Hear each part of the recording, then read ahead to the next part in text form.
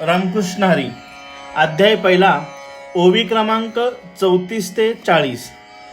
तेवीची आईका अनिक एक, येथुनी शब्द श्री सच्चा स्त्रीक आणि महाबोधी कोवळीक दुनावनी.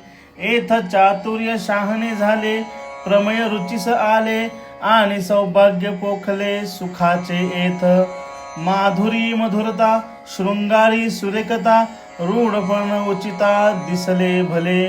येथ कळा विदपन कळा, पुण्यासी प्रतापू आगळा, मनवुनी जनमेजयाचे अवळीला दोष हरले.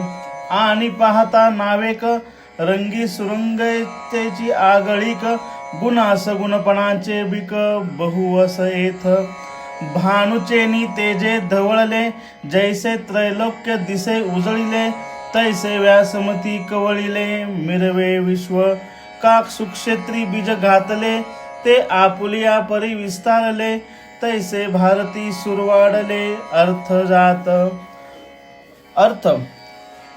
या ग्रंथाचे आणखी महत्त्व श्रवण करा. महाभारतापासून शब्दरूप संपत्तीला शास्त्रीयता प्राप्त झाली आणि ब्रह्मज्ञानाच्या ठिकाणी कोवळीकता अधिकच वाढली.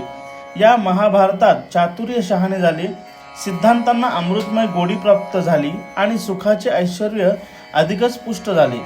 माधुर्याला मधुरता, शृंगाराला सुरेखपणा आणि योग्य वस्तूंना श्रेष्ठपणा येऊन त्या सर्व उत्तम रीतीने शोभून दिसू लागल्या. यातील कथेपासून कलांना विशेष कौशल्य प्राप्त झाले.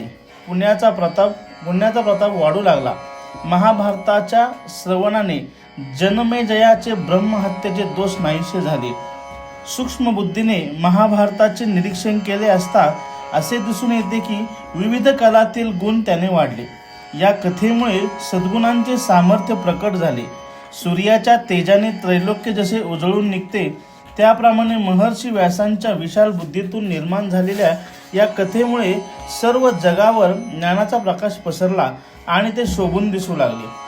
उत्तम जमिनीत बीज पेरले असता जसा त्याचा सहजच विस्तार होत जातो, त्याप्रमाणे महाभारतात सर्व विषय शोभायमान झाले आहेत.